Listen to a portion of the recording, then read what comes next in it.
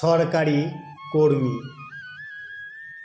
একদিন যেই যুবকেরা মরিয়া হয়ে ঘুরতে থাকেন যে কোনো একটি কর্মের সন্ধানে, কাজটি পেলেই তখন আঁকড়ে ধরেন হলেও বেসরকারি প্রতিষ্ঠানে।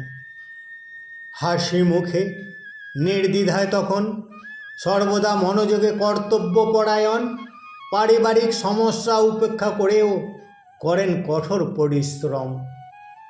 সরকারি সংস্থার কল লেটার একবার পৌঁছায় যদি হাতে, নির্ধারিত ক্ষণের পূর্বে পৌঁছাতে রেল প্ল্যাটফর্মেও শুয়ে থাকেন রাতে।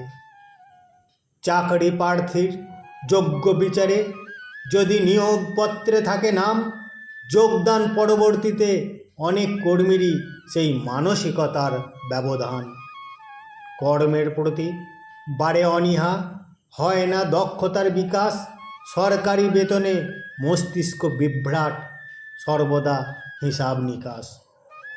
সময় অতিবাহিত ফাঁকি দিয়ে ঈর্ষা জাগ্রত হয় মনে, তাই কর্ম হতে আগ্রহ অধিক দামি মোবাইল স্ক্রিনে।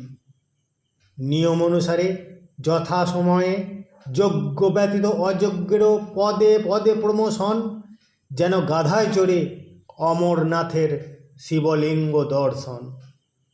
কিছু একনিষ্ঠ কর্মীবৃন্দ এখনও তাঁরা শ্রম দেন ক্রমাগত, ঠিক তাঁদের তরেই ধিকি ধিকি হলেও সরকারি সংস্থা আজ জীবিত।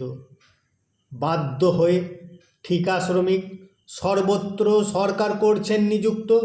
এই রূপে চলতে থাকলে সরকারি সংস্থা একদিন দেশ থেকেই হবে বিলুপ্ত।